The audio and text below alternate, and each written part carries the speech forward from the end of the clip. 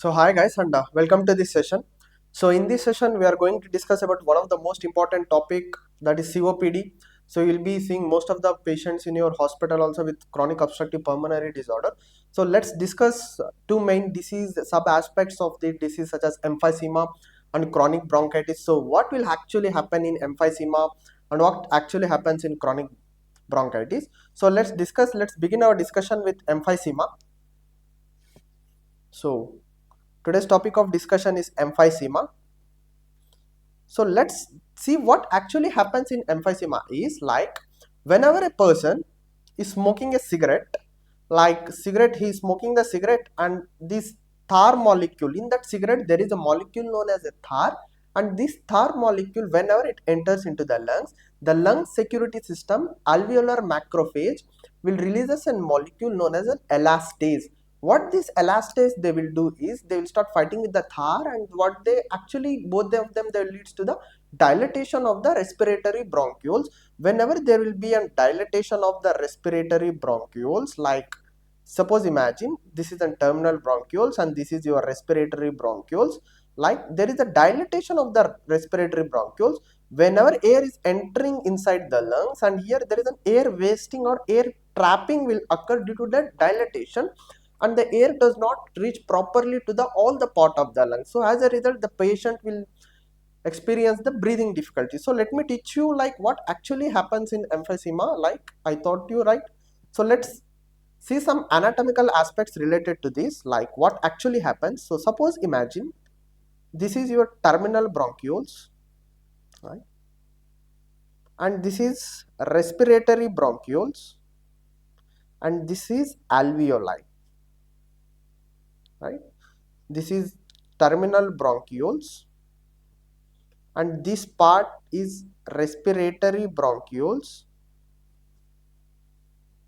and this is alveoli, right? This whole part is known as the acinus of the lungs, right? Acinus or acini of the lung, and this is a normal phenomenon. In you and me, if we breathe the air, like it will proper channel, it will go like terminal bronchioles, respiratory bronchioles and alveoli. It reaches the alveoli.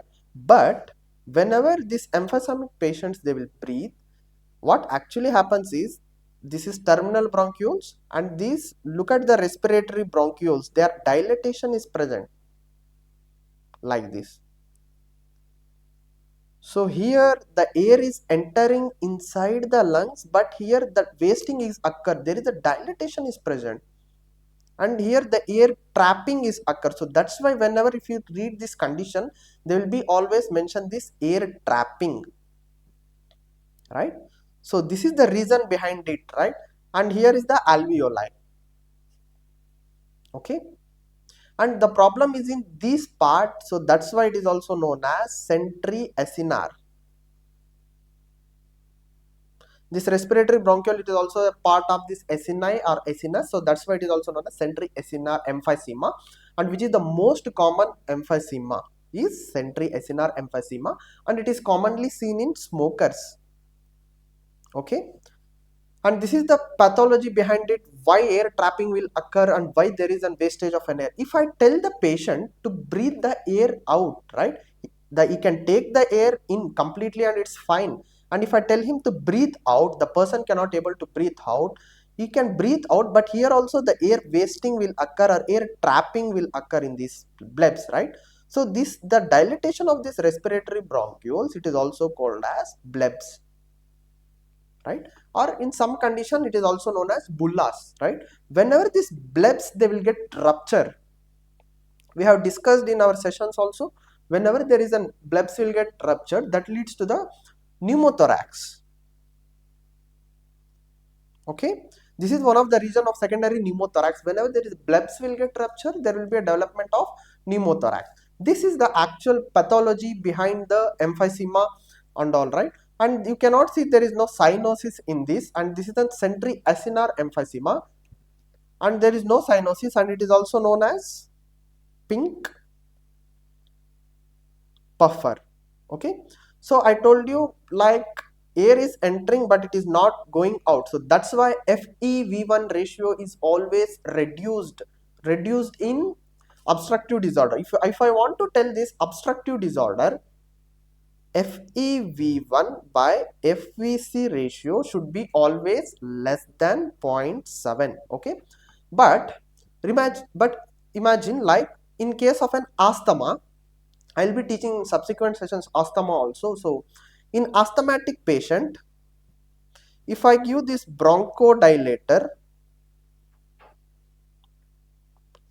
and your FEV1 by FEVC ratio, FEV1 will get increase. So that's why asthma is also known as reversible obstructive airway disorder, because I can FEV1 value will get increase on your bronchodilators if it is given. But in COPD patient, if I give this bronchodilators also, this FEV1 value doesn't change, or it remains constant, or it will become less than 0.7, right? So this is why COPD, in the file also they will be mentioning, like in COPD and all, in most of the books they will be mentioning that non-reversible. So now you came to know like why I have mentioned non-reversible. After giving the bronchodilators also, there is no improvement in the patient condition, right? So that's why it is a non-reversible airflow obstruction, right? So that's why COPD it is also called as non-reversible airflow obstruction disorder. And this is about emphysema. So this is about actually what happens in emphysema. Okay, so one more important topic is like air trapping is occurring in this. And let's comparatively study like it's couple of the disease, that is one of its disease like, so let me discuss about chest x-ray in emphysema. So what happens actually in this chest x-ray is like, here the flattening of the diaphragm is seen. So air is getting inside, and it is pushing the diaphragm to downside, right? So that is known as flattening of diaphragm. Flattening of diaphragm is seen.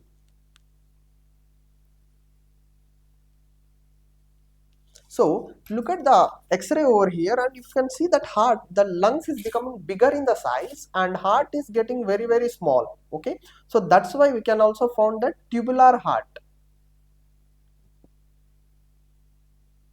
So we feel like that lungs are completely covering the heart. So that's why heart size is also getting less. So that's why in COPD or in emphysema you will find this tubular heart also, right? And these are all the characteristic features of emphysema. And now let's move to one more disease, such as chronic bronchitis. So what do you mean actually what happens in this chronic bronchitis is like, whenever this Tar molecule, they will damage cilia, right? We all know like in lungs there is a presence of ciliated columnar epithelium, like that will be helpful in the cleaning of the lungs, right? So what is the major function of the cilia is, cilia has this continuous beating property, so that helps in the cleaning of the lungs. But this Tar molecule, like it will destroy the cilia, and whenever there is cilia is lost or cilia will get destroyed, cilia is destroyed, cleaning won't happen properly. Whenever the cleaning won't happen properly in the lungs, there is been static, right? So we all know cilia will always move in the single direction, like an escalators, how they will move in the metro stations and airports and all. If you look at the escalators, they will be moving in the single direction. Like this cilia will also will be beating in this single direction, and that helps in the cleaning mechanism of the lungs.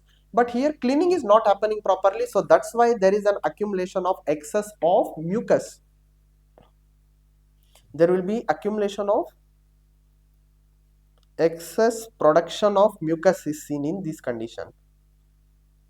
Excess production of mucus, right? So this mucus, what will actually it happens is it will block the airways. Look at this, there will be an, this is a normal airway, and here there will be an mucus will get accumulated, right? So this is a problem where in the chronic bronchitis, cilia will get damaged and mucus will get accumulated in chronic bronchitis.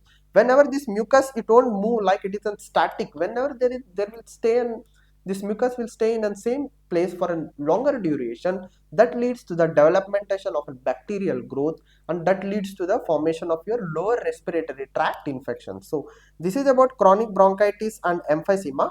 And now let's study like what are all the clinical features that you are gonna see here over here is like, definitely if there is a sputum or like excess mucus, there will be a production of sputum and cough will occur in this patient. The patient will be keep on coughing.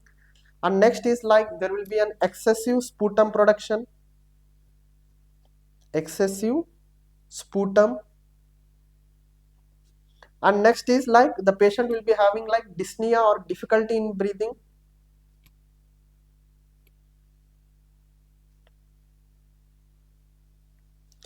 And next, I told you like mucus, it also leads to the bacterial infections and especially it leads to your lower respiratory tract infections. And the patient will complain of history of lower respiratory tract infections like. And what are all the risk factors which are responsible for this is like smoking, definitely. And imagine like a female has came to you in a OPD and she never smokes and she lives in a rural background such as in the villages and all, we'll be seeing, right, they'll be using this wood and charcoal for wood for these preparing food and boiling water and all, right? So nowadays also government has been getting most of the schemes to provide these LPG cylinders and all at the subsidy rates and all. But even though in some parts of an India like they are not reachable, so that woman who is using this wood, like that wood, the combustion of the wood will leads to the production of the foam, and that foam will leads accumulated in the lungs, and that in such cases the woman is not smoking, but due to that indoor pollutants, right, indoor pollution. So what do you mean by this indoor pollution is like combustion of the wood like leads to the production of these symptoms, like COPD symptoms will get manifestation over here, right? This is our clinical features that you are gonna see in the COPD patient. And next, let's move on to nursing assessment. So what are all you will see in the chest? If you look at the chest of this patient, like in COPD patient, they will be mentioning this barrel shaped chest, barrel shaped chest. So what do you mean by actually by this barrel shaped chest is, so in you and me, this transfer diameter is more, right? This transfer diameter is more.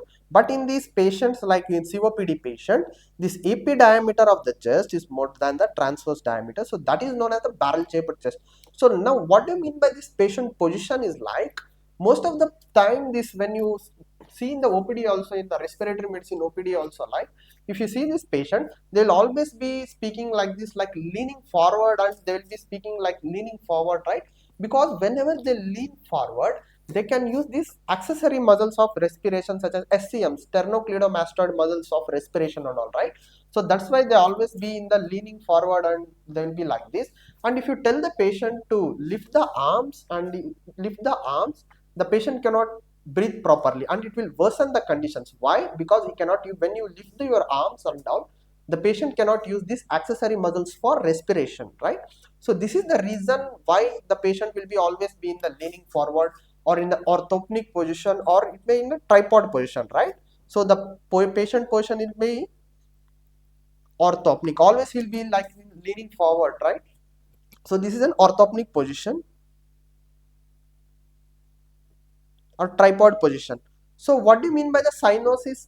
If cyanosis is present, so let me discuss in chronic bronchitis like cyanosis. So why I came here is like most of the medicine books, like they will be nowadays they are not reliable on the cyanosis because for COPD, because so here in chronic bronchitis, like there is an hypoxia component. Obviously the air is not entering into the lungs, so there is an hypoxia. So whenever there is a less oxygen, there is an increased in an erythropoietin hormone, right? EPO will also get increased. So that's why when you check this lab values of the patient, there will be an increased in the hematocrit value. Okay, so remember this, like due to this less oxygen, there is a cyanotic component. Cyanosis is present, so that's why it is also known as blue blotter. So that's why it is known as blue blotter chronic bronchitis, and emphysema will see the pink puffer. Okay, so this is the characteristic feature of chronic, but we cannot cyanosis, like sometimes it may present and sometimes, so that's why I can write, don't rely on this plus or minus. So in chronic bronchitis it's present, in emphysema it is absent. And what do you mean by this hover sign is, right, the patient will be having this paradoxical respiration.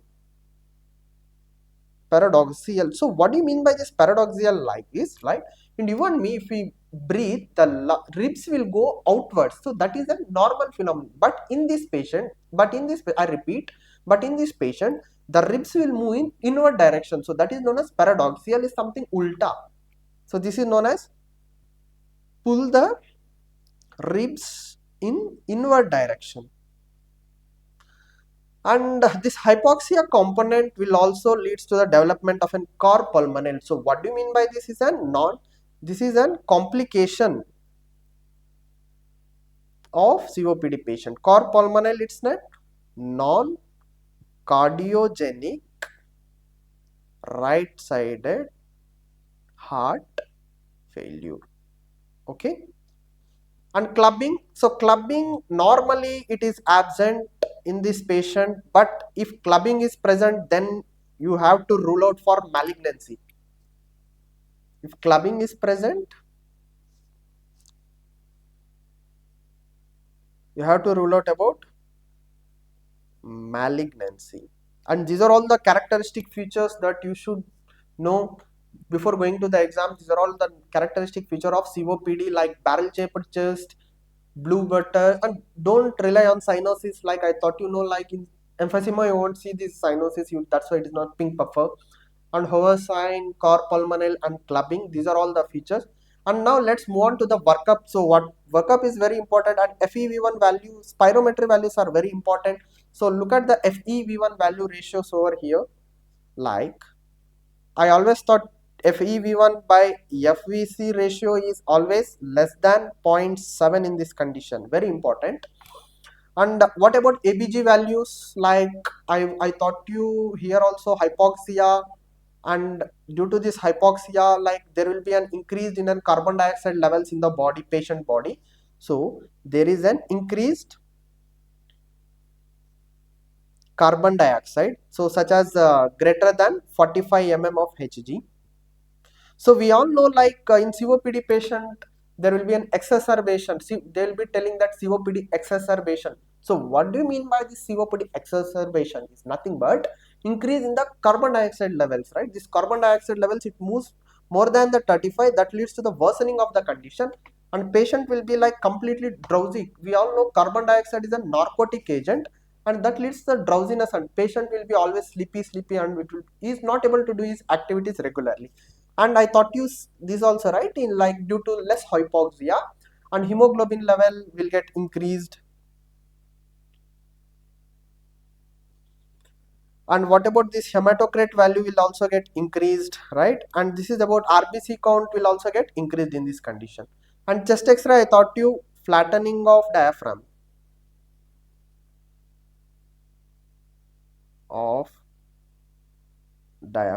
okay. And what about if they ask you the residual volume, it will get increased in this condition, and your total lung capacity will get increased, and FRC will also get increased in this condition, okay. And this is about management and workup. So let's discuss some gold classification in COPD. So what do you mean by this gold 1, gold 2, gold 3 and gold 4? So gold classification, it is used in COPD, and gold 1 is nothing but mild, and gold 2 is moderate. Gold 1 is mild, moderate, gold 3 is severe,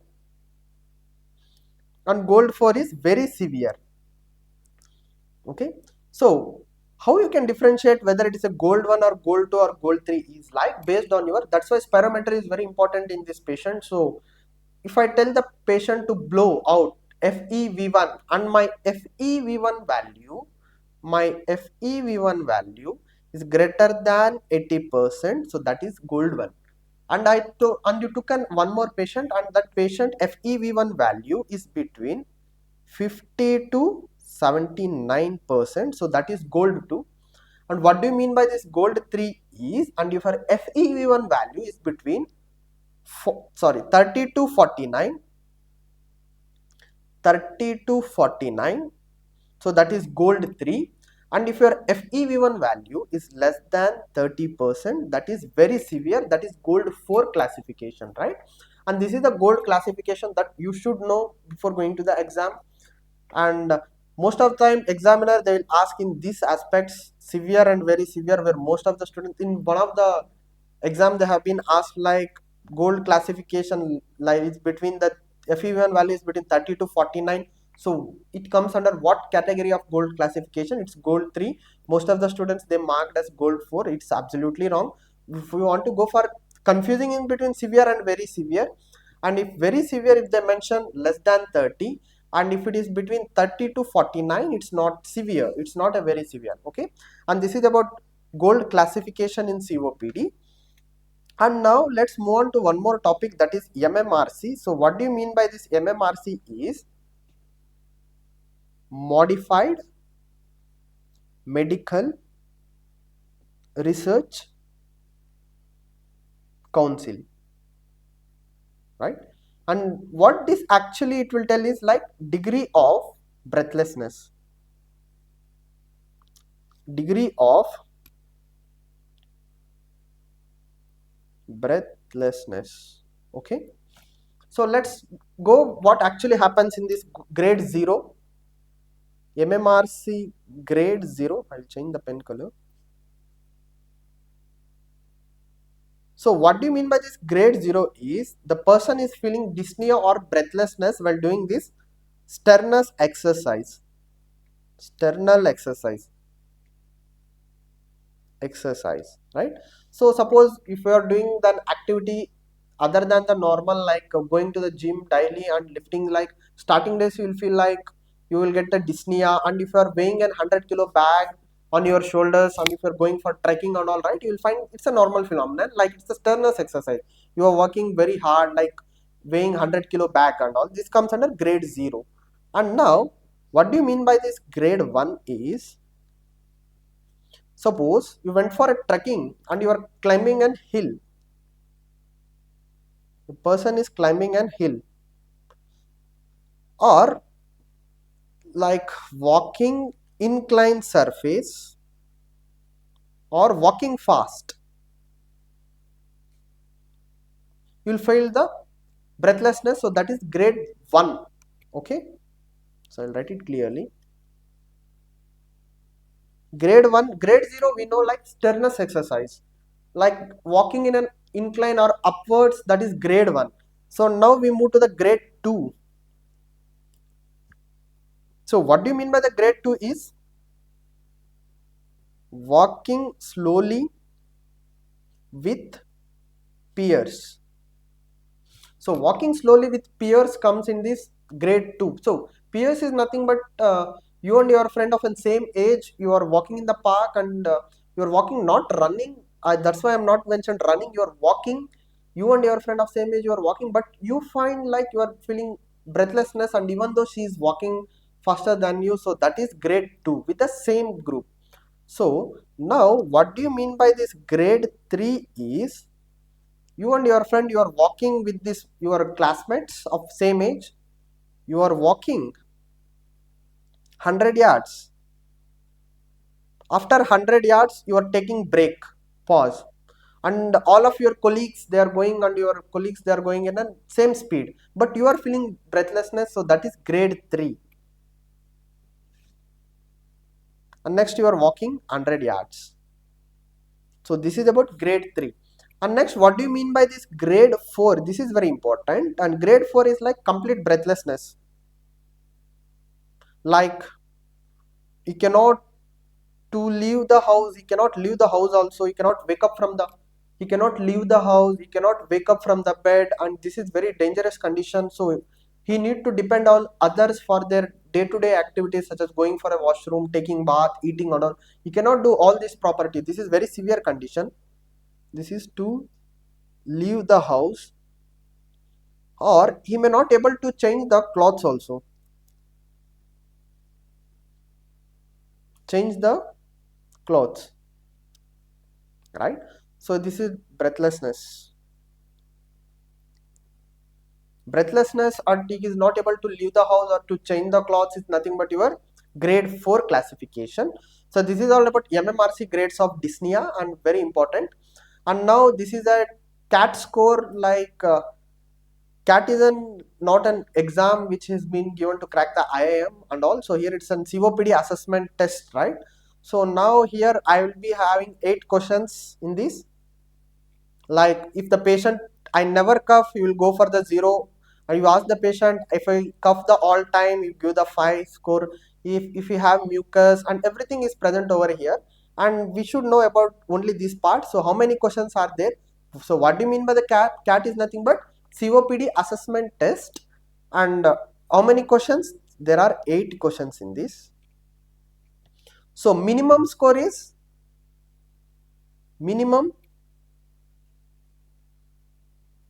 minimum is 0, and here it's 8 questions and each score is 5, and 8 into 5, 5 8s are 40, so total score is 40.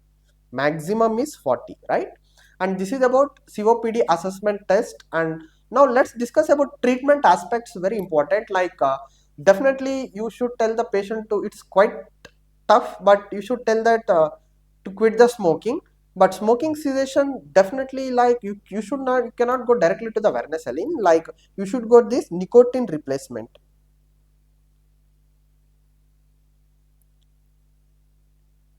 If this is not present, then you can go for vernicillin, right? So this you will get in the form of a buccal spray also. Okay, so this is a smoking cessation. And next is like, what about oxygen? You are going to give high flow or low flow? Definitely no, you always gonna use like low flow oxygen therapy. So I will teach you why. Low flow oxygen is given such as like 1 to 2 liters per minute by nasal cannula. Okay, you are going to this, like you should be giving this 1 to 2 liters per minute for until 16 hours per day. So this will decreases the mortality. So if, so I can, so in like, this is like for complex cases like which I have taught you, know, like grade 4, like he cannot change the dress. In such condition, in house only they will be having these portable oxygen cylinders. They will be, the patient will be on this. If what is the use of this is like, this is a very worsen condition patient, I am using this, like he can go for daily to day activities, right? Previously he used to dependent on others for changing the clothes also, but now he can itself the change the cloth. So that's why I'm giving this low flow oxygen for this patient, right, by through the nasal cannula. And what is the physiology behind this is why I will give this low flow is, they will increases the dissolved oxygen which is present in the patient. Okay, so this is the reason why I feel meant. So if I, so targeted SpO2 in this patient is not like 98 or 95 and all, right? So it already, the lungs are already damaged in this patient. So like I will maintain target SpO2 is should be greater than 90 mm of 90, that's it, like not like 80 98% or 95%. Why I cannot target that much is like lungs are already destroyed in this patient. If I put give like 98 or 99, it again it will worsen the condition. So that's why it will be low flow oxygen 1 to 2 liters per minute by through the nasal cannula, right? So this is about oxygen. And next is like lung volume reduction surgery for bulectomy. So I thought, you know, like in emphysema there will be formation of blebs. That blebs is also known as a bullous. So here, so I, this is very dangerous condition. Like if it will get rupture, that leads to the pneumothorax. So that's why I would like to remove that bleb. So that is known as bulectomy. So let me show it. This is about bulectomy. This is a surgery. Bulectomy is the surgery that I am going to do over here. And triple therapy is the combination of the all the 3 drugs which are used in these patients, such as in COPD patients. So what do you, a triple therapy will be studying in this rheumatology. I have discussed in rheumat session also. And this will also be studying in peptic ulcer disease. So, and one more condition today I am teaching you is in COPD triple disease, triple therapy, sorry. So what do you mean actually, what this triple therapy it include is like LAMA and steroids. So what LABA you are going to use is like indacaterol and LAMA tiotropium. So why I am using this indacaterol or not other this tiotropium is, they are like, if I take the LABA, indacaterol is the longest acting LABA and tiotropium is the longest acting LAMA. And what about ICS, like steroids? What are all the steroids you are going to use? Is like budesonide. And in some cases, you can be using fluticasone also, right? So all these can be taken as a single canister, like single puff also, right? So this is about treatment aspects, and this is all about for today's session. And this is about MMRC grades, and today I have taught you like COPD, like what are all the physiology behind this pathophysiology, how the disease will occur. And one thing is, if anybody asks like what kind of respiratory failure you are gonna see over here, is like type 2 respiratory failure. Why? Oxygen is less and carbon dioxide value will get increased in this patient, right? So that's why COPD is type 2 respiratory failure, right? So please go through this carefully. It's a type 2 respiratory failure because of carbon dioxide values get increased in the patient. So there will be a carbon dioxide narcosis in this patient, right? So that's why it's a very important, and please go through this session before going to the exam. And this is about chest X-ray findings. And thank you for hearing, guys, and keep studying.